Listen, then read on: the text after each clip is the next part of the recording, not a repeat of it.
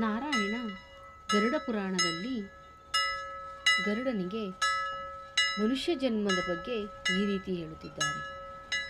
ಮಹಾನ್ ಪುಣ್ಯ ಫಲದಿಂದ ಮನುಷ್ಯ ಜನ್ಮ ಪ್ರಾಪ್ತಿಯಾಗಿದೆ. ಈ ಒಂದು ಜನ್ಮವನ್ನು ವ್ಯರ್ಥ ಮಾಡಿಕೊಳ್ಳಬಾರದು.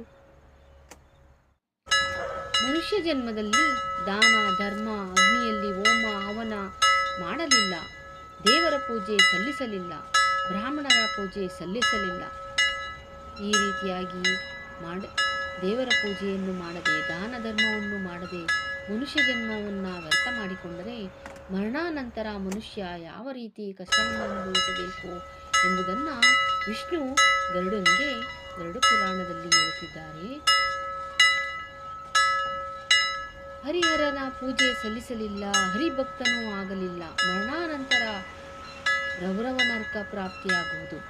ಹರಿಹರನ ಪೂಜೆ ಮಾಡಲಿಲ್ಲವೆಂದರೆ ಭಕ್ತನೂ ಕೂಡ ಆಗಲಿಲ್ಲ, ದೇವಸ್ಥಾನಕ್ಕೂ ಕೂಡ ಹೋಗಲಿಲ್ಲ, ತೀರ್ಥಕ್ಷೇತ್ರಗಳಿಗೆ ಭೇಟಿ ನೀಡಲಿಲ್ಲ, ಗಂಗಾ ನದಿಯಲ್ಲಿ ಸ್ನಾನ ಮಾಡಲಿಲ್ಲ. ಈ ರೀತಿಯಾದ ಒಂದು ಪುಣ್ಯ ಪ್ರಾಪ್ತಿ ಮಾಡಿಕೊಳ್ಳುವಂತಹ ಯಾವುದೇ ಕೆಲಸವನ್ನು ಮಾಡದಂತಹ ಮನುಷ್ಯನು ರೌರವ ನರಕ ಪ್ರಾಪ್ತಿಯಾಗುವುದು ಎಂದು ವಿಷ್ಣು ಭಗವಂತ ಗರುಡನಿಗೆ ಹೇಳಿದ್ದಾರೆ. ಗರುಡ ಭಗವಂತನಲ್ಲಿ ಕೇಳುತ್ತಾನೆ, ಈ ರೌರವ ನರಕದಿಂದ ಪಾರಾಗುವ ದಾರಿ ಯಾವುದಯ್ಯ ಪುಂಡರೀಕಾಕ್ಷ ಎಂದು ಗರುಡ ದೇವ ಭಗವಂತನಲ್ಲಿ ಕೇಳುತ್ತಾನೆ. ಆಗ ಭಗವಂತ ಹೇಳುತ್ತಿದ್ದಾರೆ, ಶಾಲಿಗ್ರಾಮ ಸ್ವರೂಪ ವಿಷ್ಣುವಿನ ಪೂಜೆ ಮಾಡುವುದು, ತುಳಸಿಯನ್ನು ಅರ್ಪಿಸುವುದು ಹಾಗೂ ಅಷ್ಟಾಕ್ಷರ ಮತ್ತು ದಶಾಕ್ಷರ ಮಂತ್ರ ಜಪವನ್ನು ಮಾಡಬೇಕು.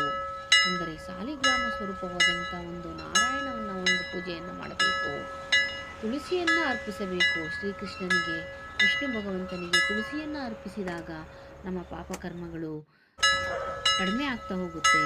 ಆಗ ನಮಗೆ ರೌರವ ನರಕ ಏನಿದೆ ಅದು ಪ್ರಾಪ್ತಿ ಆಗೋದಿಲ್ಲ ನಿಮಗೆ ಅಂತೇಳಿ, ಮನುಷ್ಯ ಜನ್ಮಕ್ಕೆ ರೌರವ ನರಕದಿಂದ ಪಾರಾಗಬೇಕು ಅಂತ ಹೇಳಿದ್ರೆ ಇರೋದು ಒಂದೇ ದಾರಿ, ಭಗವಂತನಲ್ಲಿ ಮೊರೆ ಹೋಗುವುದು, ಭಗವಂತನ ನಾಮಸ್ಮರಣೆ ಮಾಡೋದು.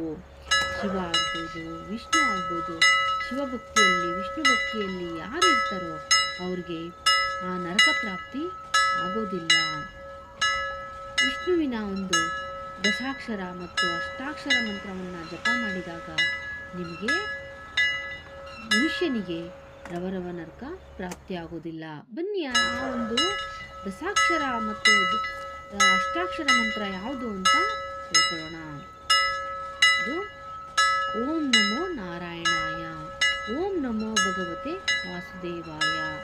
ಈ ಒಂದು ಮಂತ್ರಗಳನ್ನು ಮನುಷ್ಯ ಜಪ ಮಾಡಿದ್ರೆ, ಈ ಒಂದು ಮಂತ್ರಗಳನ್ನು ಅನವರತ ಜಪ ಮಾಡ್ತಾ ಇದ್ರೆ ಖಂಡಿತ ಮನುಷ್ಯನಿಗೆ ನರಕ ಪ್ರಾಪ್ತಿಯಾಗೋದಿಲ್ಲ. ಅವನಿಗೆ ವಿಷ್ಣು ಸಾನ್ನಿಧ್ಯ, ನನ್ನ ಒಂದು ಸಾನ್ನಿಧ್ಯ ಸಿಗುತ್ತೆ. ನನ್ನ ಒಂದು ಸಾನ್ನಿಧ್ಯ ಬೇಕು ಅಂತೇಳಿದ್ರೆ ಮನುಷ್ಯ ಆದವನು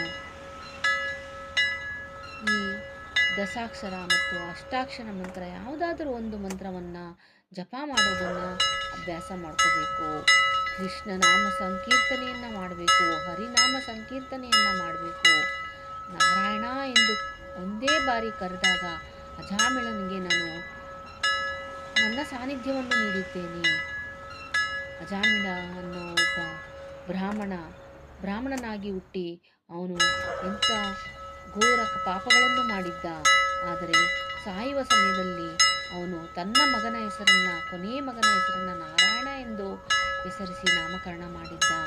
ಸಾಯುವ ಸಮಯ ಹತ್ತಿರ ಬಂದಾಗ, ಅವನ ಗಂಟಲು ಒಣಗಿದಾಗ ಅವನು ನಾರಾಯಣ ಎಂದು ಕೂಗುತ್ತಾನೆ.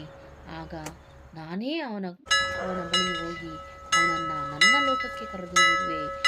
ಹೀಗಾಗಿ ನೀವು ಮನುಷ್ಯರು ಏನಿದ್ದಾರೆ ಅವರು ನನ್ನ ಒಂದು ನಾಮಸ್ಮರಣೆ ಮಾಡಿದ್ರೆ ನಾನು ಅವರನ್ನು ಈ ಒಂದು ರೌರವ ನರಕ ಏನಿದೆ ಅದರಿಂದ ನಾನು ಪಾರು ಮಾಡ್ತೀನಿ, ಯಮಯಾತನೆಯಿಂದ ಪಾರು ಮಾಡ್ತೀನಿ ಅಂತೇಳಿ ವಿಷ್ಣು ಭಗವಂತ ಗರುಡನಲ್ಲಿ ಹೇಳುತ್ತಾನೆ. ಧನ್ಯವಾದ ವೀಕ್ಷಕರೇ.